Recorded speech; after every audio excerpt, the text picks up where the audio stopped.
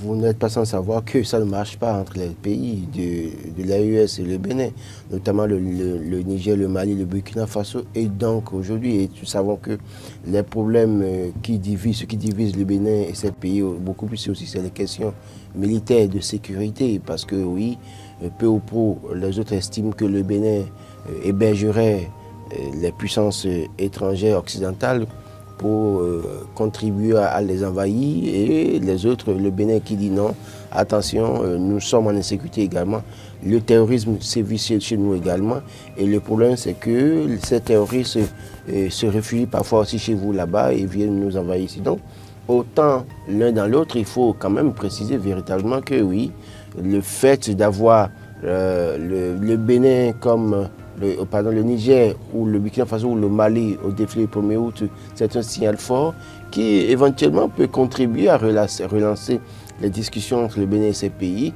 pour histoire de calmer un peu la tension, parce que quand même voir les militaires burkinabés ou nigériens ou maliens venir défiler à Cotonou, c'est quand même un signe de collaboration entre les forces armées béninoises et les forces armées de ces pays. Donc oui, ça peut être un début de dégel de la crise en réalité, l'attente entre le Bénin et ces pays. Donc oui, espérons. Vous voulez dire, au-delà d'une simple invitation, c'est un acte diplomatique. Écoutez, si vous voyez le Niger, les forces de sécurité et de défense de sécurité du Mali, du Niger ou du Burkina Faso venir défiler à Cotonou, c'est déjà un signal fort. Le simple fait d'accepter de venir, déjà, c'est un signal fort, en ce sens que oui, ils peuvent décider de ne pas venir, et donc ce n'est pas bon pour le Bénin. Donc, s'ils ils acceptent déjà l'invitation, c'est quand même à saluer. Et comme vous le dites, c'est un coup diplomatique qui a réussi quand même à les convaincre pour venir déjà. Et donc, je crois qu'à travers ça, ce que nous avons toujours reproché, c'est quoi? C'est la synergie d'action, la symbiose entre les forces de défense et de sécurité du Bénin et les forces de défense et de sécurité de ces pays-là. Si on arrive à régler ça et qu'il y a coordination entre les forces de défense et de sécurité du Bénin et les forces de défense et de sécurité de ces pays, je crois que oui, on finira à enrayer les velléités des djihadistes dans la région. Donc c'est déjà quand même un signal fort. Il faut quand même s'en réjouir, se féliciter de ce que oui, il faut véritablement qu'on voit ces forces de défense de sécurité venir défiler ici. Et ça va être un début de situation.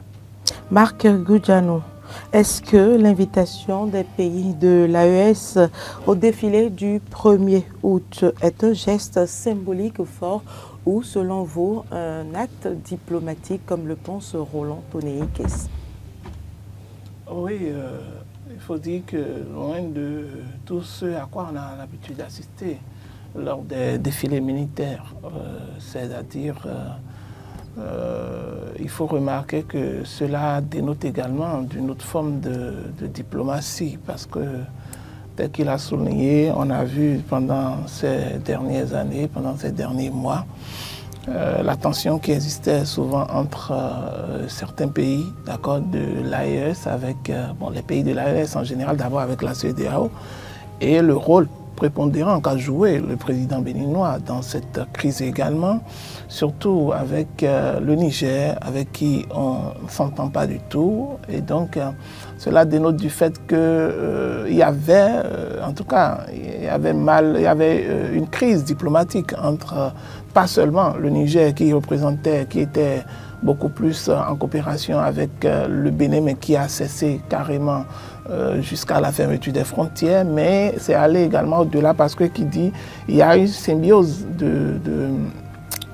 entre les pays de l'AES, de telle sorte que lorsque vous avez des problèmes avec l'un d'entre eux, c'est comme si vous avez des problèmes avec tous les autres pays. Et donc cela montre en réalité qu'il faut quand même, à plusieurs reprises, l'État béninois essayer quand même de faciliter les choses, de nouer le dialogue entre ce pays, entre le Niger et le Bénin, et également de pouvoir reprendre son discours, puisqu'il faut rappeler qu'au début de la crise, on avait un discours qui fâchait beaucoup plus les pays de l'AES, puisqu'on s'alignait toujours dans la disposition des pays de la CEDEAO, contrairement peut-être au Togo, par exemple, qui avait une position un peu neutre par rapport à cette situation. Et donc, ce qui a fait que les pays de l'AES avaient quand même en tout cas un petit recul en matière de diplomatie avec le Bénin. Si aujourd'hui le chef de l'État décide d'inviter les pays de l'AES au défilé du 1er août, c'est bon. C'est pour pouvoir montrer une fois encore sa bonne volonté à pouvoir rétablir les liens qui existent entre ces pays de l'AES et le Bénin. L'autre chose également, c'est vous savez que Patrice Talon est en train de finir son mandat et que c'est le dernier 1er août qu'il aura à célébrer avant les élections générales. Et donc, c'est peut-être une façon de lui de remettre également les balles à terre pour faire comprendre. Moi, je suis en train de partir et donc je voudrais quand même qu'après même mon départ, que les liens qui existent entre les pays de l'AES et certains pays de la CEDEAO, notamment le Bénin, puissent continuer, que ces relations quand même perdues et qu'on revienne en tout cas à de bons sentiments de façon réciproque. C'est bien faire, c'est déjà une main tendue également parce que dans toute la géopolitique et dans toute la crise qui est venue au niveau de l'AES et de la CEDEAO, on a compris que c'est l'AES qui est beaucoup plus fâché, et qui n'a pas accepté un certain nombre de décisions. Et lorsqu'on sait que certains pays ont quand même beaucoup plus de mots à dire dans la gestion de la CEDEAO, comme vous prenez la Côte d'Ivoire par exemple, vous prenez également le Bénin également, qui a son mot à dire également, et compte tenu de la position affichée directement contre ces pays, on a compris, même en matière de partenariat militaire, en matière de partenariat économique et tout le reste, il y avait quand même une rupture totale par rapport à ces pays de l'AES. Et donc, il faille quand même renouer les liens pour l'après-Talon, puisque même si on ne sait pas celui qui va venir après Talon, il faudrait quand même que le chef de l'État essaie de pouvoir pacifier quand même toutes les relations qui doivent exister entre le Bénin et d'autres pays. On a eu à remarquer ici, depuis l'avènement de Patrice Talon, que côté diplomatie, le Bénin était presque inexistant. Ce n'est que seulement au niveau de cours de ces dernières années qu'on a commencé par voir un Bénin qui a commencé par se rendre beaucoup plus visible diplomatiquement parlant. Et donc, cela dénote également du fait qu'il faut quand même, on ne peut pas exister seul. On a besoin des autres pour pouvoir évoluer.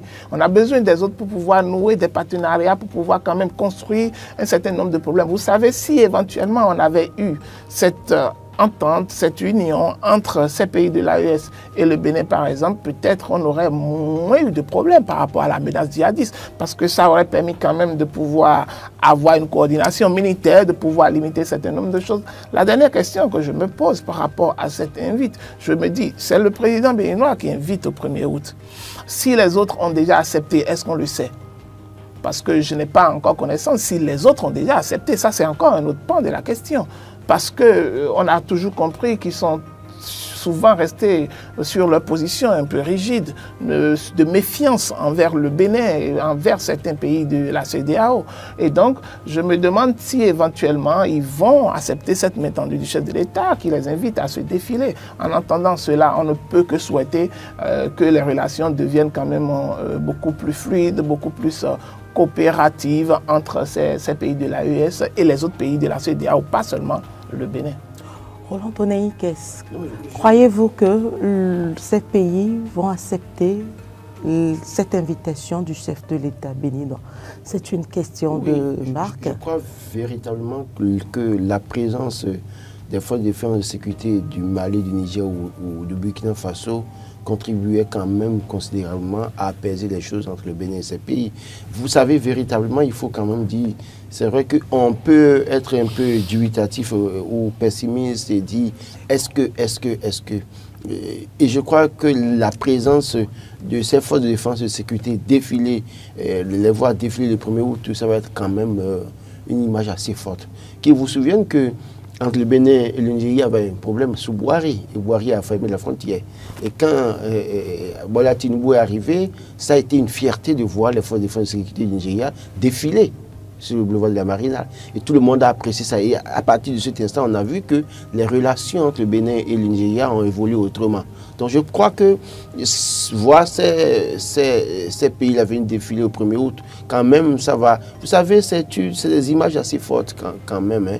Et ça lance un message. Quel impact ça pourra avoir concrètement sur les relations Non, mais entre écoutez, le Bénin je vous ai et dit, les pays, pays de l'AES. Pour régler le problème du djihadisme, on a besoin de quoi? De la synergie d'action entre les forces de défense et de sécurité. Donc déjà, donc le premier impact, c'est sur déjà, le plan militaire. Si les militaires nigériens, maliens ou burkinabés peuvent déjà défiler au même titre que les nôtres, c'est que d'abord ils ont travaillé ensemble. Ils ont préparé tout ça ensemble. Donc, dans tout ça, il y a des messages, on se parle en tant que frères, entre frères, dans la sous-région, puisque l'intégration, déjà, c'est à proprement parler, c'est là que ça commence. Et si déjà, entre les forces de défense et de sécurité, ils peuvent se parler, si les chefs d'état-major peuvent se parler déjà, c'est déjà un point essentiel, parce que n'oubliez pas que quand le chef d'état-major du Bénin est monté au créneau plusieurs reprises dans cette affaire de crise entre le Bénin et le Niger et autres, il y a des choses qui ont été dites. Donc, le simple fait de travailler ensemble, de vouloir défiler ensemble, c'est que c'est les chefs d'état-major qui se parlent. C'est le ministre de la Défense qui se parle. Et donc déjà, à partir de ça, on peut déjà aplanir certaines velléités et ça peut maintenant participer à régler la crise entre les deux chefs. Et évidemment, parce que, comme je le dis véritablement, à proprement parler, quand on regarde un peu de près cette crise entre le Bénin et le Niger, ce n'est pas un problème entre les peuples. Ce n'est pas un problème entre les militaires, mais il semblerait, à mon avis, que c'est un problème entre deux personnalités qui ne s'acceptent pas. Tiani ne veut pas accepter Patrice Talon, Patrice Talon ne veut pas accepter Tiani, parce que dès les premières heures du coup d'État au Niger, on a vu la position assez tranchée de Patrice Talon, qui n'a pas du tout accepté l'avènement de Tiani au pouvoir. Donc, du coup, ces deux personnalités ont du mal à s'accepter. Il va falloir déjà qu'au niveau des chefs d'état-major des forces de défense, si les courants commencent à passer, si les ministres de la Défense peuvent se parler, ils peuvent contribuer maintenant à régler cette crise. Et je crois que oui, et il faut quand même, il y a une dose d'optimisme qu'on peut avoir pour dire oui, évidemment, les voir défiler à Cotonou, c'est une très grande image. Et après, espérer que dans le bon sens, que les choses évoluent. Moi, je crois déjà que lorsque vous parlez d'impact, par exemple, c'est vrai que si éventuellement ces pays de l'AES acceptent la main tendue du Bénin, par exemple, c'est qu'il y aurait un impact d'abord diplomatique, il ne faut pas l'oublier. Il y aura un impact sécuritaire, d'accord, un impact économique également, parce que ça permettrait quand même de pouvoir ouvrir de façon plus facile une discussion entre Cotonou et les autres capitales de l'AES. D'accord.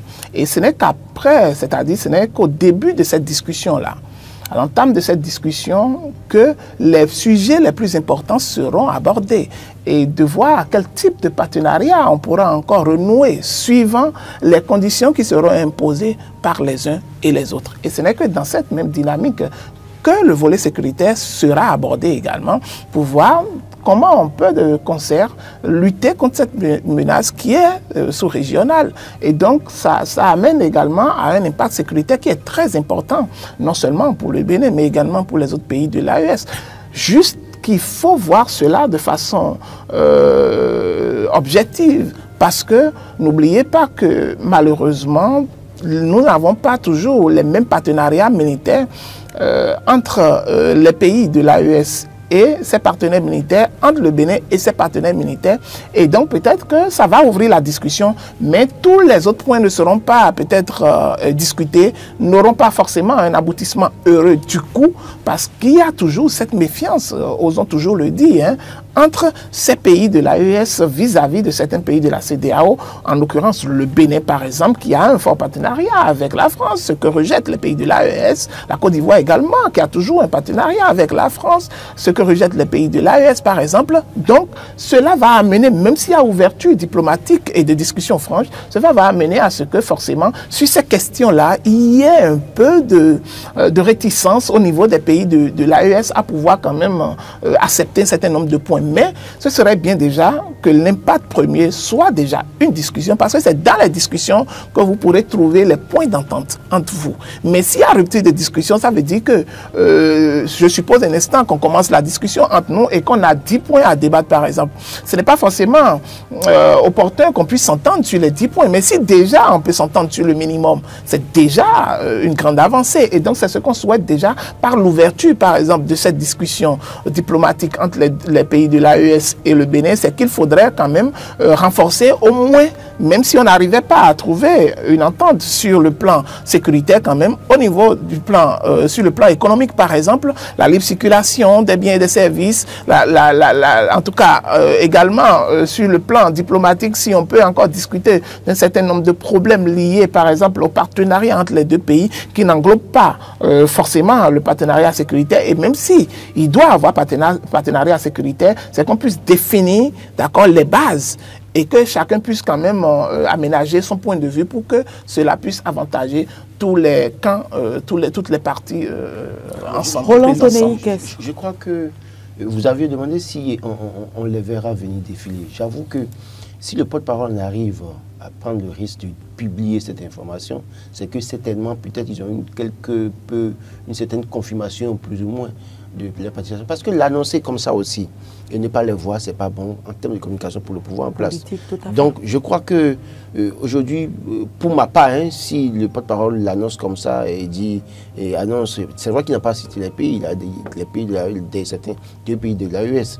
Et donc, il se peut qu'ils aient déjà leur confirmation, et c'est pour ça que oui, tablant sur cette confirmation, il a pu donner l'information. Parce que donner cette information et que, bizarrement, le 1er août, on ne voit plus les pays de l'AES défiler, ce n'est pas bon pour le gouvernement. Et je crois que le nécessaire sera fait pour que ces forces de défense et de sécurité viennent défiler le 1er août.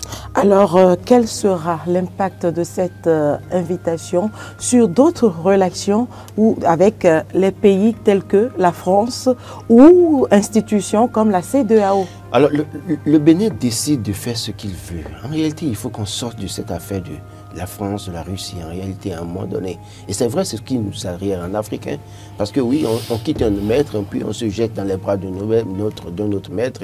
Et c'est la réalité en Afrique. Ce n'est pas parce que le Bénin est en coopération militaire avec la France et que le Niger dénonce ça et que le Bénin ne peut pas inviter qu'il veut à sa fête. C'est une fête. Et donc, ce n'est pas parce que vous ne vous entendez pas avec Marc que moi, je vais vous inviter pour ma fête. Je ne vais pas inviter Marc, j'invite Marc parce que je suis libre d'inviter Marc à ma fête. Donc, je pense que sur ce côté-là, il va falloir que nos chefs d'État aussi commencent par se mettre dessus la main pour dire, au-delà de tout, on peut, oui, s'entendre sur un certain nombre de choses parce qu'on a une coopération militaire. Oui, on peut faire attention à certaines choses. Mais le 1er août, il s'agit d'une fête quand même. Il s'agit d'une fête, même si au fond, à proprement parler, nous ne sommes pas indépendants. C'est quand même une fête. Et on veut inviter nos frères et sœurs de la sous-région à venir fêter avec nous. Quoi de plus normal? Donc, je pense que l'impact pour la France doit pouvoir quand même apprendre à accepter ça pour dire, écoutez, nous lâchons les baskets aux pays africains quand même pour leur permettre de s'entendre entre eux. Écoutez, j'ai suivi une vidéo du chef de l'État ce matin.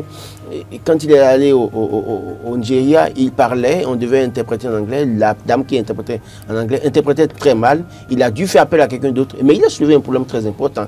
C'est le problème de l'intégration que nous avons chez nous aujourd'hui. C'est-à-dire qu'il disait qu'il aurait souhaité que la prochaine fois pour de telles rencontres de la CEDEAO ou au plan africain, qu'on parle le Yoruba ou le Swahili. Donc vous voyez un peu, nous sommes béninois. Nous, les autres sont nigériens. Encore que, quand vous prenez la partie septentrionale du Bénin, plusieurs langues sont parlées au Niger. Mais il n'y a que la question de la frontière vient nous séparer. Sinon, c'est la même population. Il y a des gens qui dorment au Burkina Faso le matin, ils viennent travailler au Bénin dans la journée.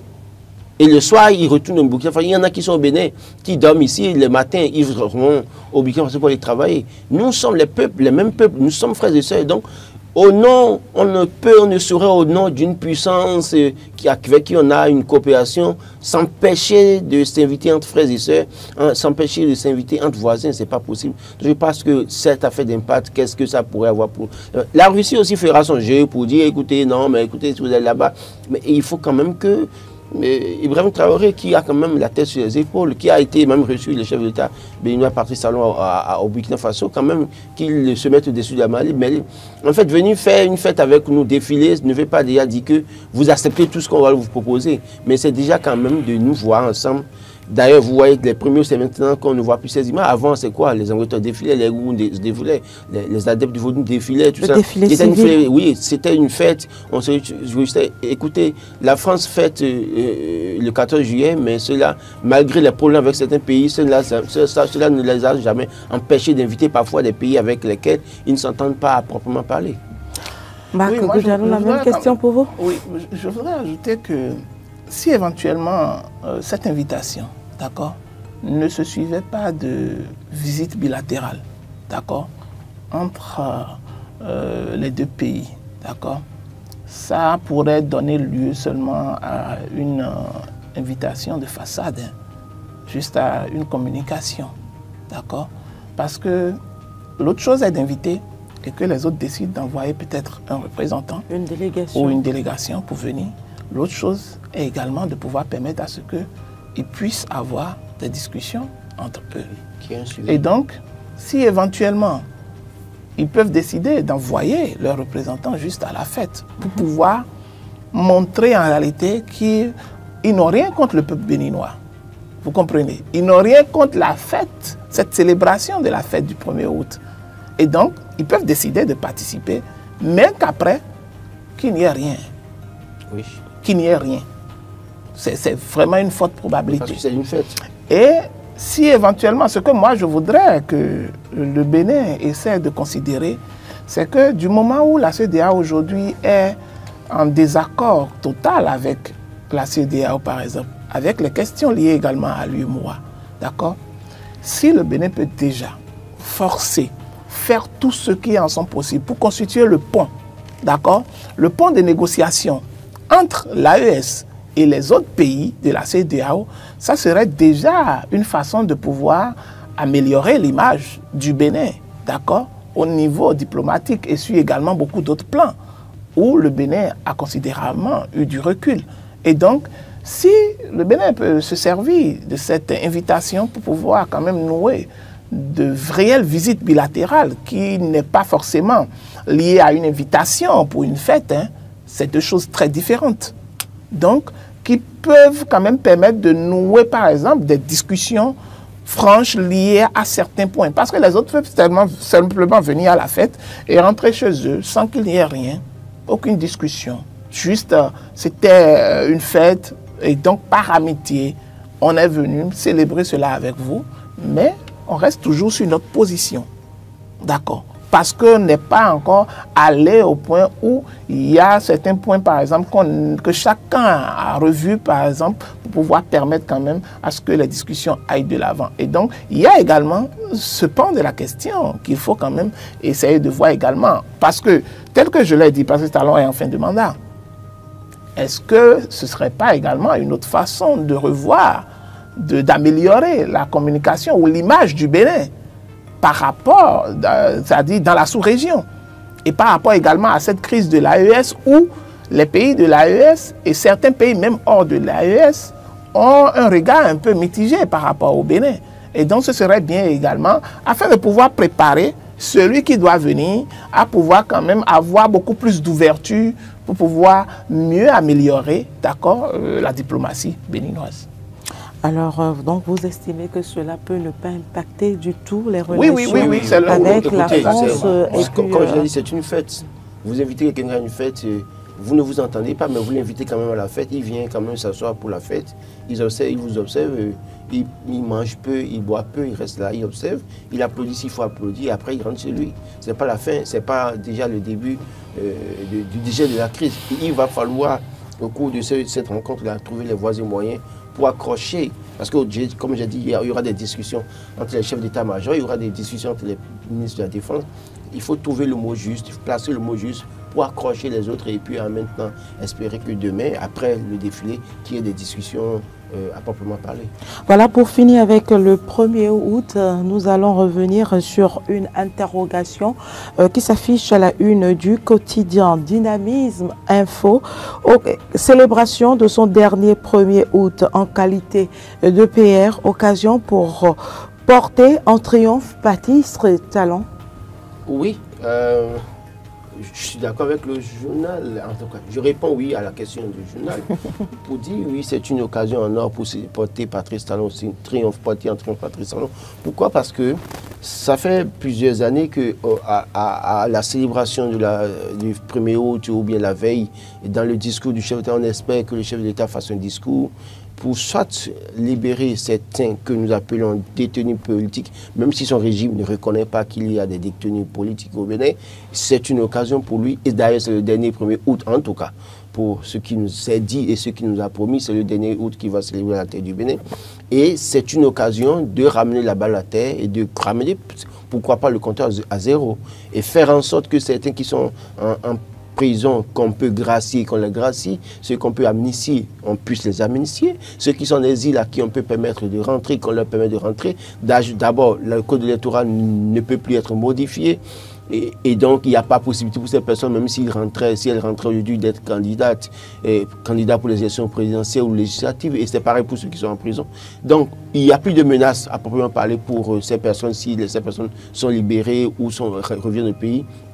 Ces personnes ne peuvent que participer à l'animation de la vie politique. C'est vrai qu'à ce niveau, on peut craindre que leur discours impacte les résultats ou amène les Béninois à choisir un camp au détriment du camp de la mouvance. Donc, il y a un certain nombre de choses. Mais je pense que c'est une occasion pour le chef de l'État de faire parler de lui positivement une fois encore. C'est vrai que négativement parlant sur les questions politiques, les gens parlent de lui. Sur la question des infrastructures, on parle de lui positivement. Donc, mais je pense, c'est pour ma part, que il a la Constitution qui lui donne plein droit d'amnistie ou de gracier. Les députés, les 83 députés acquis à sa cause par le passé, ont voté une loi qui lui permet d'amnistier et de gracier encore. Donc il a tellement de dispositions, de leviers maintenant qui lui permet de faire ce que les populations souhaitent. Et il sera porté en triomphe parce que quand on est en train de finir, on fait bien les choses, il a dit. C'est une occasion pour lui de mettre en pratique ce qu'il a dit. Marc Goudjanou? Bon, je pense que chaque occasion est saisie par le chef de l'État pour pouvoir améliorer son image. Pas seulement pour le 1er août, mais à chaque sortie qu'il fait, il essaie toujours de pouvoir tirer beaucoup plus d'avantages. Tirer beaucoup plus, en tout cas, les chances de son côté. Si ce n'est pas par le discours, ce serait forcément peut-être par des actes. C'est le dernier 1er août de son mandat. Je pense que je ne veux pas rêver, je ne veux pas rêver d'un chef d'État qui va promettre beaucoup de choses ou va essayer de satisfaire à un certain nombre de doléances, que ce soit de la classe politique, que ce soit de l'opinion publique, que ce soit des syndicats, que ce soit de tous les acteurs politiques et sociaux. Mais il va toujours rester dans son registre habituel, avec son discours rhétorique, où on assistera à un Patrice Talon qui va beaucoup plus se mettre en valeur par rapport à tout ce qu'il a eu à faire, à tout ce qu'il a pu mettre en place comme réforme durant toutes les années précédentes et son envie surtout de pouvoir laisser une continuité pour pouvoir quand même avoir quelqu'un qui va pouvoir toujours rester, ses actions. Oui, pérenniser ses acquis, c'est surtout cela, et qu'il ne voudra pas également forcément remettre en cause toutes les lois pour lesquelles il s'est battu pour que cela soit réel. Et donc, pour les réformes politiques, ce n'est pas évident qu'il puisse faire marche arrière, parce que le problème, c'est quoi? Lorsque vous avez un Patrice Talon qui, au bout de ses presque 10 ans, est toujours resté ferme dans sa position, ce n'est pas à ce dernier 1er août que vous allez le voir changer. Je ne pense pas et je ne rêve pas du tout. Encore que, pour lui, il a martelé plusieurs fois. Oui. Il tient forcément à ses réformes. Il tient à ce qu'il y ait continuité. Et il ne veut pas laisser le pays à quelqu'un qui ne va pas sauvegarder ses acquis. Et il ne veut pas laisser la tâche facile non plus au camp d'en face, à l'opposition. Et donc, il va rester toujours dans son registre. Et il va toujours mettre tout ce qu'il peut mettre dans la balance pour pouvoir permettre à ce que en tout cas, ces autres partenaires puissent quand même pouvoir avoir gain de cause pour les diverses élections qui vont venir. Parce que s'il laissait chemin libre comme ça et que finalement ce n'est pas celui qui l'attend ou celui qui l'espère qui revient forcément dans les instances, dans les plus grandes instances du pays, c'est que tout ce qu'il a toujours clamé comme continuité, comme réforme, c'est qu'il y aurait quand même un petit problème à ce niveau-là. Et ce n'est pas évident qu'il puisse souhaiter cela. Et donc, je ne veux pas espérer un parti Stralon, par exemple, gracier les prisonniers. On a déjà vu même encore que l'on est en fin de mandat et vous avez compris combien de fois le pouvoir est devenu encore plus dur et plus, et plus virulent. C'est comme un lion blessé qui devient encore beaucoup plus dangereux. Et donc, ce n'est pas en ce moment que je vais peut-être espérer que vous êtes en train d'affirmer sur ce plateau. Espérer qu'il y aurait un discours. Rien ne prouve ce que vous êtes en train d'affirmer là. Marc Goudjanou. Je crois que répondant... Je respecte votre point de vue. Je pense que répondant à la question de la libération des détenus en grève politique, selon nous, et qui n'est pas confirmé par son régime, n'est pas accepté par son régime, c'est que il a été clair en disant qu'il ne lui revient pas de le faire. Peut-être que son successeur, le prochain président de la République, le fera. Donc il a déjà donné une idée claire.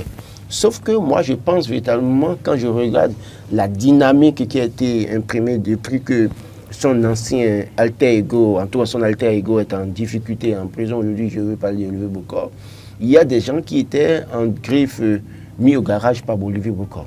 Et ça je le dis en termes clairs, mais qui l'a ramené au devant de la scène politique. On a tous vu comment est-ce que Janvier Yawédé a été dégagé du Parlement pour laisser la place à Hervé Romain.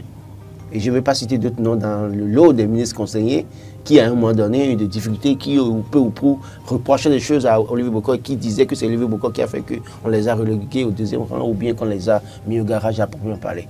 Mais Patrice Talon, pour faire les ministres conseillers, aller chercher ces gens-là, les ramener, leur donner un pouvoir, encore que Yawédé est le... Comment vous appelez?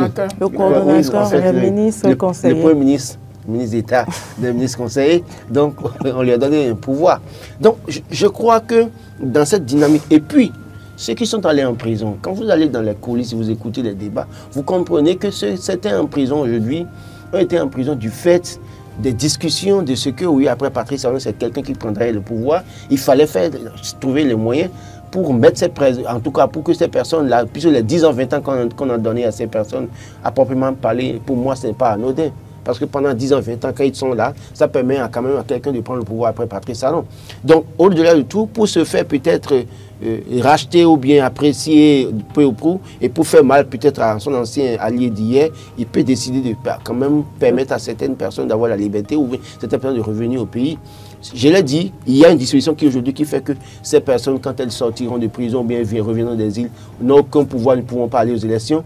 Seulement que ce qu'on peut craindre, c'est qu'il peut peser dans la balance de façon assez considérable pour décider. C'est ce qu'on peut reprocher. Sinon qu'aujourd'hui, à proprement parler, il ne peut plus être candidat. Et c'est ça véritablement. Moi, je pense véritablement que je ne rêve pas, tout comme Marc Goudjanou, je ne rêve pas, parce que quand je vois un peu aussi les derniers événements, la manière dont comment il se on est allé le chercher, tout ça, et comment est-ce que Julien Kandé-Kansou se retrouve en difficulté en prison aujourd'hui, tout ça là, ça montre, ça amène à se poser des questions pour voir véritablement, est-ce que oui, il faut rêver pour espérer que les gens soient libérés ou que les gens reviennent des îles. Ce n'est pas évident parce que le pouvoir ne se laissera pas faire. Voilà, autre sujet à aborder avant de boucler l'analyse de ce jour. Construction des marchés modernes au Bénin. Les vendeuses disent merci à Talon pour sa vision. C'est du déjà vu, mais j'ai bien envie de poser la question autrement. Est-ce une action qui révèle une démarche populiste? Oui, c'est une démarche populiste. C'est ce que le chef de l'État a toujours refusé. Le chef de l'État nous a dit qu'il promettait la rupture, qu'il ferait les choses mieux que Boni Yayi, les régimes de Boni Yayi. Donc quand vous venez pour faire mieux les choses que vous le faites et qu'aujourd'hui on en arrive à vous célébrer, on se rassemble dans la salle rouge de Palais de Congrès pour célébrer le chef de l'État, pour le remercier. D'abord, il faut quand même que nous commencions par faire très attention sous les tropiques quand même. Hein. Parce que moi, je pense véritablement, oui, au-delà de ce qu'on peut reconnaître au chef de l'État, d'avoir fait un certain nombre de choses, cette manière de faire où on dit les femmes sont dans une salle remercier le chef de l'État, ce n'est pas l'argent du chef de l'État. c'est l'argent du contribuable béninois. Il a promis mieux faire, donc il fait mieux. C'est ce qu'il nous a promis qu'il fait. Parce que c'est parce qu'il nous a promis, il a promis mieux faire, qu'on lui a fait confiance, on a voté pour lui. Donc quelqu'un qui dit, qui promet mieux faire et qui vient faire, c'est en réalité, ça doit être une satisfaction personnelle pour lui-même. Ce sont nos sous, c'est les sous du contribuable, ce n'est pas l'argent privé de Patrice Talon, du chef de l'État. Et donc, il avait intérêt à mieux faire parce qu'il a promis. Et son gouvernement, son régime s'appelle le régime de la rupture. Donc, cette manière de remercier à tout vent les chefs d'État qui travaillent en Afrique, qui font un travail en Afrique, moi je pense qu'il faut sortir de ça là.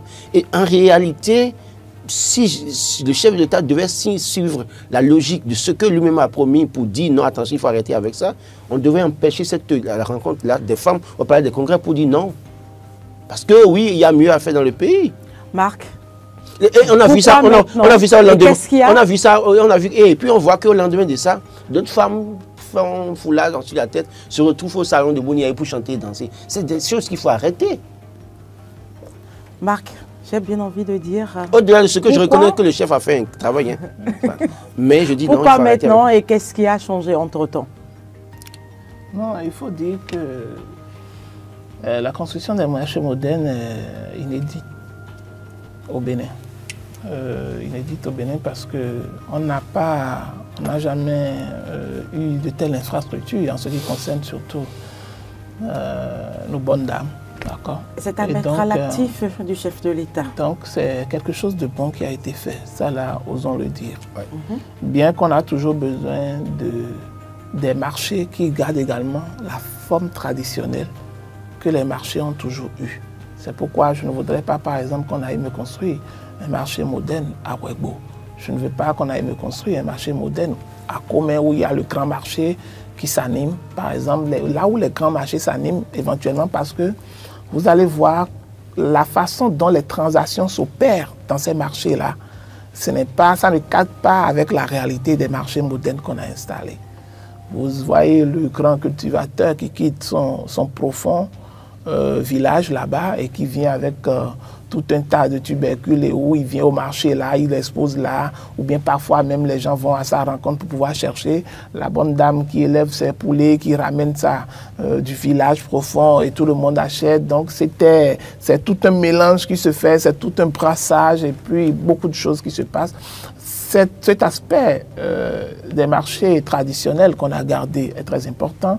L'aspect moderne qui concerne beaucoup plus nos villes ici est très bien également parce que ça vend beaucoup plus le Bénin. Ça améliore également la façon dont on peut beaucoup plus appréhender le Bénin vu de l'extérieur également.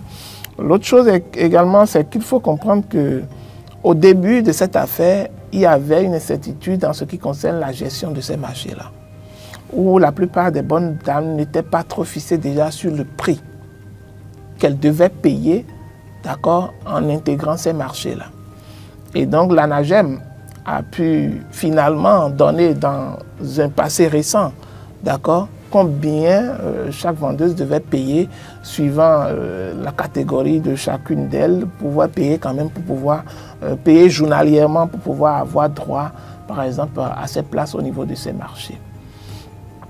L'autre chose est que aujourd'hui, vous savez, on est dans une période où on voit déjà certains acteurs politiques sortir de part et d'autre pour pouvoir aller faire la propagande du pouvoir en place, des réalisations du pouvoir. On a même vu le porte-parole du gouvernement sortir dans le même exercice. D'accord. Et donc, que ces femmes aillent le faire, d'accord, cela s'inscrit en réalité dans cette même logique où vous allez constater que ces derniers jours-là, il y aurait beaucoup plus d'actions de communication, beaucoup plus de vidéos, beaucoup plus de débats, d'émissions, pour beaucoup plus vanter les mérites du pouvoir en place, que ce soit par ces genres d'organisations des femmes, que ce soit par les organisations des paysans, des agriculteurs, des éleveurs. Attendez-vous à tout voir durant ces derniers mois, parce que vous savez l'enjeu, vous connaissez l'enjeu. 2026 c'est là, hein. 2026 c'est là, les élections sont proches et donc on veut utiliser de tous les moyens dont on dispose quand même pour pouvoir quand même mieux convaincre, d'accord, l'opinion. Parce qu'on a des ministres. Les ministres conseillers sont venus dans quel but? Dans ce but-là, de faire la propagande du pouvoir, des réalisations du pouvoir. Mieux, ça n'a pas suffi. Le porte-parole également s'est illustré dans ce même rôle. Et beaucoup d'autres également, acteurs politiques, vont s'illustrer dans ce rôle-là. Donc, si eux, ils le font, ne vous étonnez pas que toutes les actions que mènent ces femmes soient des actions politiques. Et derrière ces leaders politiques ou ces hommes politiques, oui, pour pouvoir mieux vanter les mérites, par exemple, du pouvoir en place. Sinon, moi j'aurais bien aimé que l'on puisse promener nos caméras et nos micros, si on permet à ce que vraiment qu'on ait l'opportunité ou le courage de pouvoir le diffuser sur les quelques rares chaînes qu'on a sur l'étendue du territoire national, de promener nos micros et nos caméras au niveau de ces bonnes dames de façon autonome, hein, sans rechercher par exemple, sans qu'on ne vous donne, parce que celui qui va à la quête de l'information, ça dépend également. De l'angle qu'il choisit. Oui, de l'angle qu'il choisit. Si par exemple, c'est quelqu'un du pouvoir qui lui donne de l'argent pour lui dire « va me recueillir les avis », je pense qu'il va lui faire un retour qui serait positif. Donc tous les avis qu'il va prendre, qui seront des avis divergents, oui, tous les avis qui seront divergents, ce n'est pas évident qu'il puisse ramener ça dans le reportage. Et donc, comprenez que nous sommes dans une période où tous les coups sont permis. Les gens nous ont vanté, nous ont fait des promesses qui n'ont pas pu tenir. Parce que je me rappelais, ces quelques leaders-là, même faisant partie, je veux même parler, même le porte-parole du gouvernement, n'oubliez pas, même avant l'avènement de Patrice Talon. La nouvelle conscience. Il était quelque part. On a compris tous les discours que chacun d'eux avait, toutes les positions que chacun d'eux avait, liées à tout ce qu'on dénonce aujourd'hui en ce qui concerne la liberté des uns et des autres, la libre expression, le droit à la liberté. Mais aujourd'hui, on voit tout le monde dans une position qui ne cadre pas forcément. Donc on sait que quand on recherche quelque chose, on se met dans la posture de pouvoir séduire. Mais lorsqu'on est là, la réalité, on est face à la réalité. Et parfois, tout ce qu'on a toujours chanté par le passé, on fera ci, on fera ça. Nous, on n'est pas dans cette dynamique. Nous, on n'est pas dans cette dynamique. Parfois même, c'est qu'ils finissent par faire pire que leurs prédécesseurs. Et je crois que... Quels sont les inconvénients ou les avantages de ce texte? Non, mais il y a avantage pour le pouvoir en place parce que oui, les gens verront que les femmes apprécient. Mais comme la Mac l'a dit, allez questionner les femmes. Vous êtes femme. Et je suis sûr que quand vous allez au marché, vous écoutez les femmes. Moi, j'étais au marché d'Akasato il y a à peine 2 jours. Mais c'est un exploit, il faut le reconnaître. Les femmes sont mieux loties aujourd'hui. Carole Laïe, sur ce plateau maintenant, on a dit... Contrairement à ce qu'on pensait par rapport au prix que les femmes devaient payer aujourd'hui, le prix est fixé et puis c'est quand même assez raisonné. Est-ce qu'on a nié le fait que c'est bien fait? On n'a pas nié ça. Moi, je n'ai jamais nié ça. Et je crois que c'est... Peut-être sur ces aspects que les gens cherchent à attaquer. Justement, non, on n'a pas nié. C'est normal de communiquer. On n'a pas nié, d'accord? Mais les actes de populisme, les actions de populisme, de propagande là, les gens ont combattu ça hier pour dire que c'est pas bonbon, il est populiste, il est propagandiste, il est ça. Mais aujourd'hui, on voit ça. C'est parce qu'ils interdisent les marchés. Sinon, en réalité, vous aurez dû voir les femmes là dans les rues en train de marcher. Mais comme ils ne peuvent pas marcher, organiser les marches, on est allé organiser la salle rouge du palais des congrès pour compter autant de femmes pour dire que oui, elles sont appréciées. Moi, je n'ai rien contre les réactions. Je dis c'est bien fait. Mais si on a refusé ça hier, là, quand même, faisons l'effort de refuser ça aussi maintenant. Et dès lors qu'on est informé même que les femmes veulent se rassembler au palais des congrès pour remercier, il faut quand même interdire déjà ça. Pour dire non, c'est pas ça. On n'en a pas besoin. On travaille. On est venu travailler de façon désintéressée. On a besoin de ça, on veut évoluer. Donc moi je crois que c'est ça véritablement. Mais comme Marc l'a dit, écoutez, c'est la période. Après préparez-vous en présentant le journal, à présenter beaucoup d'activités, de soutien, de propagande, de populisme. Ça va peut-être vous ennuyer à des moments donnés, mais vous devez faire l'effort de supporter. Mais il faut reconnaître que ce n'est pas comme il y a plusieurs années en arrière. Vous n'avez encore rien compris. On est au début. Il n'y a pas comme plusieurs années. Non, attendez. Vous voulez que je vous donne des exemples? Non, je ne veux même pas. Je vous rappelle rapidement, en parenthèse. Non, je ne vous ai pas autorisé à donner des emplois. Caroline, je pense, Nous allons finir avec l'analyse de ce matin et poursuivre. Merci Roland Tonéikès. Merci Marc Boudjano. Octobre, novembre, décembre, janvier, vous verrez. Vous nous dites ce qui vient là. Vous voyez ce qu'on appelle le show. Ça ne sera pas la même réalité qu'on a observée par le passé. Pourtant, et je ne vous autorise plus à prendre la par parole. Le passé, on a vu des l'horoscope, c'est tout de suite avec la complicité de Rebecca. On a vu des Charlie Hebdo vous nous empêchez de parler. Donc, ne nous dites pas que ce qui se faisait hier était forcément pire que ce qui se fait aujourd'hui. C'est moi qui ai la police des débats sur ce plateau. Oui, vous nous empêchez de parler. C'est moi qui ai la police des débats. Je ne vous empêche pas de parler. On a fini de parler sur le sujet et je demande à Rebecca de nous permettre de poursuivre cette émission et ceci avec l'horoscope du jour. Nous allons démarrer avec nos amis Bélier.